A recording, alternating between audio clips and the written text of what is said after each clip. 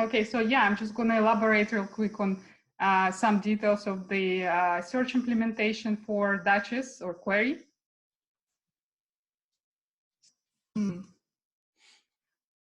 So just real quick to recap, the reason why we use Elasticsearch because it's really fast and we want to kind of just find a relevant article. Let's say a person asks a question, it would go through the chatbot and the chatbot would communicate with the Elasticsearch database and find the relevant document from which it will generate an answer and pass it over to the person who is asking.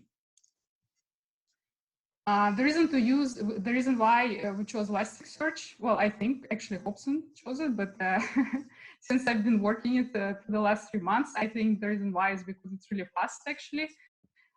It can handle different kind of data, structured and unstructured. It supports full text functionality, full text search, and it has great documentation that's available online, as well as a few Python libraries that are well maintained. So I'm going to just dive right in because it's a very short presentation. And so the nested data type in Elasticsearch, what I mean is just very simple. It can be a flat schema, which when you have a document, which is a JSON object, and it would have some keys and some values. But in a nested schema, each one of those keys might have several values, several keys and values underneath. So in case of our Wikipedia articles, we ended up wanting to save these Wikipedia articles in sections instead of having the entire search through the entire text. And the reason behind that is in my previous presentation, I kind of showed a few test cases when we're searching in the entire article, and the problem with that was is sometimes a certain section of Wikipedia article, like bibliography, would create this results. Basically, if you search for something like Barack Obama, it would end up showing some articles where Barack Obama would be mentioned in the reference field, or someplace a person would write a few books about Barack Obama or a few articles about Barack Obama. There would be some mentions about the query, but it wouldn't be really a very relevant document. So that's why I decided that, well, let's try this nested query, so that way we can be more flexible about how do we search all these different fields. And so there is a couple of actually options if you want to have different documents connected with each other. Another option would be child-parent documents, and which one is better, nested or child-parent, probably would have to be decided on case-by-case basis. There are some cons and pros. The main pro, for at least for me, of using nested query is that it was just very simple to do, or at least a lot simpler than child-parent or joint data type. And the main con, from what I've read, actually for us it's not really an issue for now, but it seems like if, let's say, you have a very large library, if you decide to make some changes to your schema, that means that you have to reindex the entire library. And if you have a big index, then that could be a problem and a very expensive endeavor for some companies. So just to show you the code real quick, actually, if you don't want to use nested queries, it's super easy to start using the official Elasticsearch Python library. Basically, you don't even have to specify any schema. All you have to give it is just this JSON object or a dictionary, and it will put it in the index, and that will be it. So usually, here you can see the structure of the index here. It just has 4 keys: page ID, source, text, and title. For the next nested schema, however, you have to actually predefine the data type. Otherwise, it's not going to be putting the documents in, or it will put them in, but you would assume they're nested, and you basically, it's going to be not possible to find anything.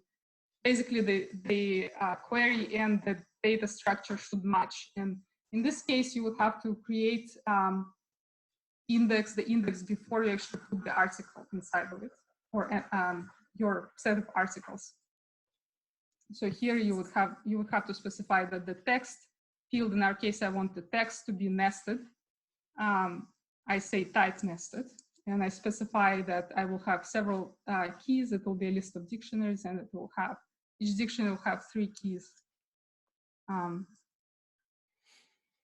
In the simplest case of the query, when you have this library of nested documents, the way you want to structure your query would be different from the way you'd usually structure a simple query. So you'd have to also say that your data type is nested, and then you could actually make it as elaborate as you want. And so for me, that was the advantages, that you can actually kind of tune your search and hopefully improve the accuracy of the search.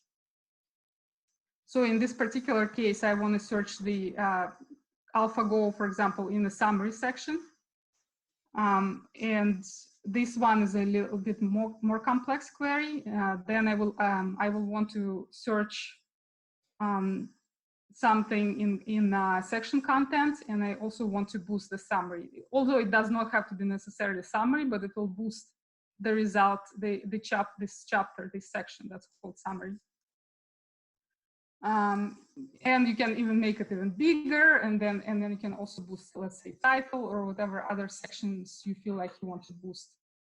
There is many other things you could tune as well, which kind of brings me to another topic that I want to cover is inner hits or highlights. Right here, it's a different part of the query, and basically that gives you the ability to retrieve this snippets of text, which is what Hobson were talking about, that instead of feeding Dutchess the whole text, you would like to actually give it just a small snippet of text that contains the answer. And actually, hopefully it also help the chatbot be a lot better, a lot faster. Yeah, so the way it works, basically, Elasticsearch kind of breaks documents into sentences, and it scores the sentences like it would score an actual document. And then you can elect an option when it would run by the score that it gave it, this particular sentence. I'm not going to go into like showing the examples because Hobson already showed some examples. But basically, it would here we're trying to build this up where it would display some of the snippets that it found for a couple of different questions, the Barack Obama and CFIDFs. But as we already saw, there are some issues with that, because right now it's kind of boosting certain chapters, like summary, for example, or a title, and it might not be always great for everything. And there's some more work to do in that front to improve search accuracy.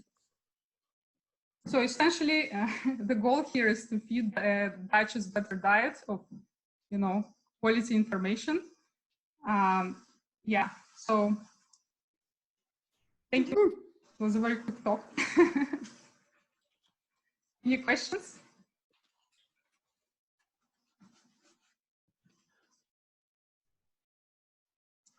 I have a question. Okay. Just because nobody else is asking one, but also because I've done a bit of work with Elasticsearch, and what are you using as sort of your main thing to basically rank? Like you have some score that got outputted, and then your search results are ordered by that score. How is that score calculated?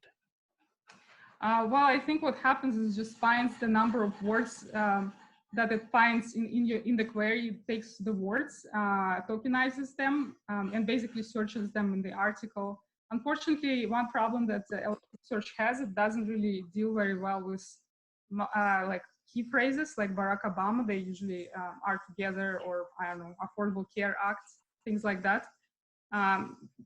So basically, to count how many times a word occurred in a certain in a document and divide by the length of the document. I think that's what's happening. I'm not really that don't have much experience in natural language processing. I think there is a term for it. Hobson, you probably know what I mean. Semantic processing? Is semantic score, yeah, semantic score is the... Yeah, the Yeah. similar. There's a package, a Python package that acts as a wrapper around Elasticsearch, a proxy that provides what's called semantic boosting. Do you remember what I'm talking about? And yet, not really, I guess. Okay, it's called But- NBoost. It's we tried to install it. It didn't help much in the early days, but Not it might yet, help at least. now.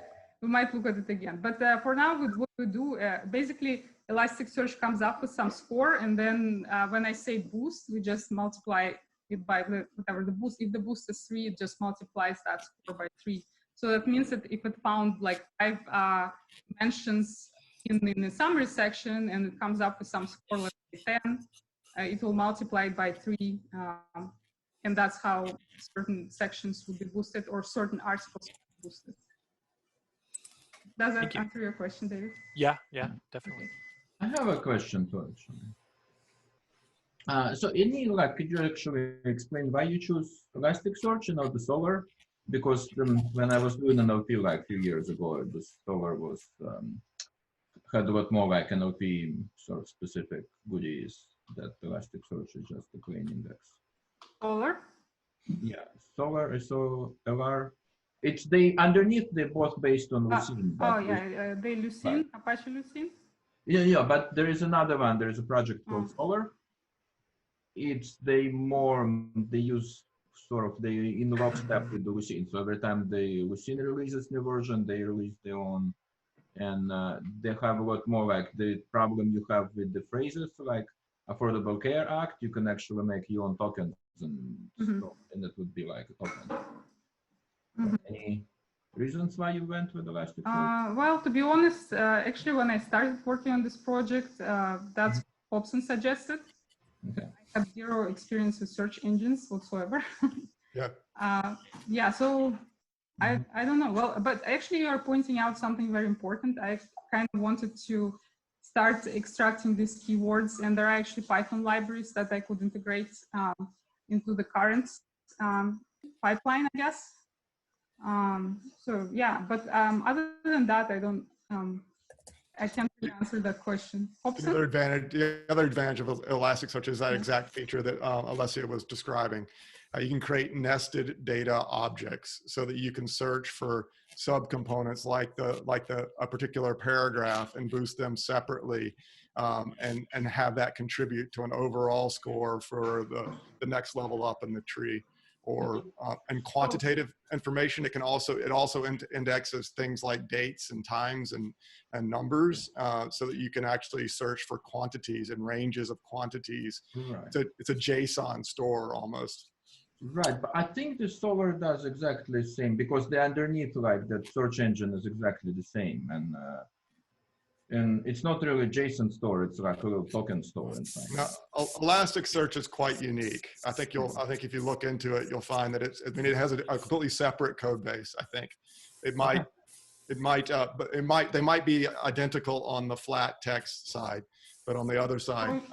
Yeah, I don't know how about Solr, but my understanding of the Elasticsearch, it doesn't actually store. Well, I mean, it actually processes the documents and then stores it as this index table where actually it has like the terms that it finds and versus the documents that it finds them in and how many times, and that's why it's so fast. But actually, yeah, like I said, I don't really know much about the other. No, both of these projects, they're exactly the same underneath Lucene. It's just the top, like the interface is different, and like the way they do management and. Cool. Look into it. I have a question, and it is actually for both Hobson and Olesya, since it's both on the same project.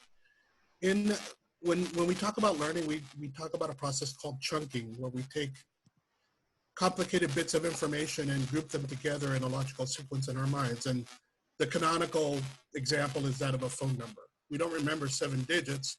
We remember a group of 3 and a group of 4. Have you ever considered using that or using named entity recognition to help speed up the searches, so you're not searching for the words Barack and Obama, you're searching for Barack Obama as a noun, as a single entity? Olesya, do you want to take this one, or? Actually, I'm not sure I understand the question. Because actually it is searching right now for Barack and Obama separately. Yeah, and that's what he's saying. He's saying that perhaps they'd be better as a 2-gram. Combined. Like two words.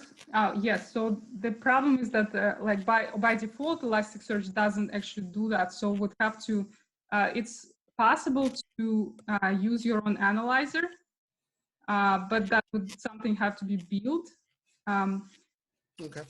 Yeah, but it is actually possible. Yeah, and maybe we'll look into that. It's a good idea. Okay. Thank you. Another idea that comes out of that, Jorge, is that we could use these various snippets and somehow put them together into one document in case there's a piece of the answer in the summary, while there's also a piece in the conclusion. If we put those together in some way or mash them all together into one document, I wonder if that might help. We've been going the other way. We've experimented with taking them apart so that we're looking at the snippets separately. But we could also shuffle pieces from various pages and putting them together and seeing if that helps. It's a good idea. Okay. Thank you both. Thank you. Thank you for your questions.